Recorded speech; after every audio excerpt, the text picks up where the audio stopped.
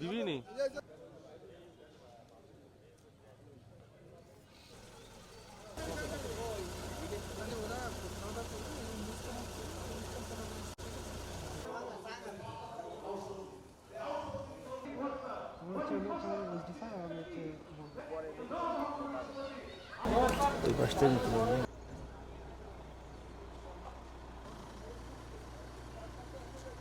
আমাদের প্রোগ্রামটা শ্রমিক কর্মচারীদের একটা সমাবেশ চলতেছিল।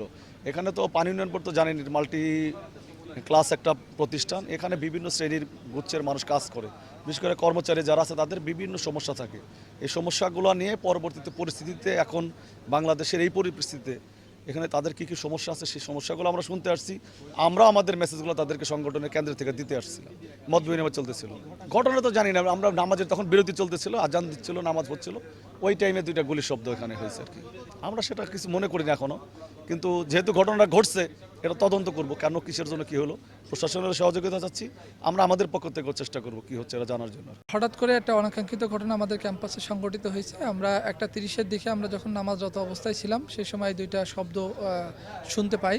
তৎপরক্ষিতে আমরা মনে করছি হয়তো অন্য শব্দ হতে পারে, কিন্তু পরবর্তীতে নামাজ শেষ করার পরে আমরা দেখতে পাই যে আমাদের ক্যাম্পাসের মধ্যে যে গুলি করছে সেই গুলির একটা খোসা আমরা দেখতে পাই, এবং তৎপরক্ষিতে আমরা জেলা প্রশাসন এবং পুলিশ প্রশাসনকে এই বিষয়ে অবহিত করা হয়েছে, এবং তারা পুলিশ প্রশাসন এটা সরজমিনে পরিদর্শন করছে এবং তারা এই বিষয়ে ইনভেস্টিগেশন করছে।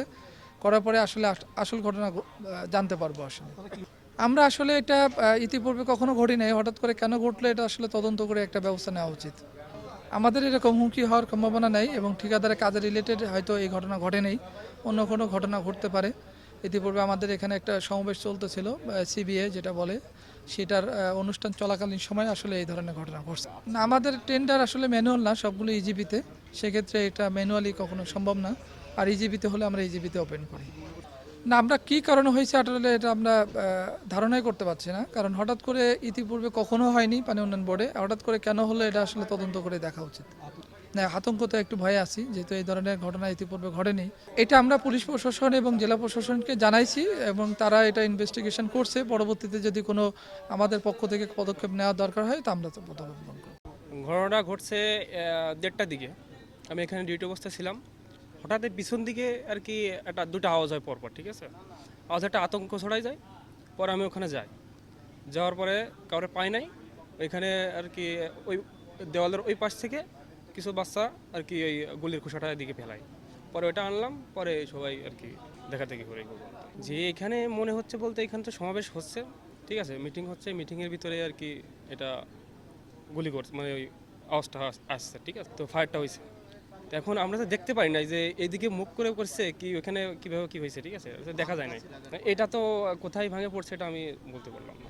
এখানে আসলে ঘটনা, আমরা ওই সাইডে ছিলাম নামাজের সময়, নামাজ করে শেষ করে আসে শুনলাম যে কোনো গুলির শব্দ শোনা গেছে।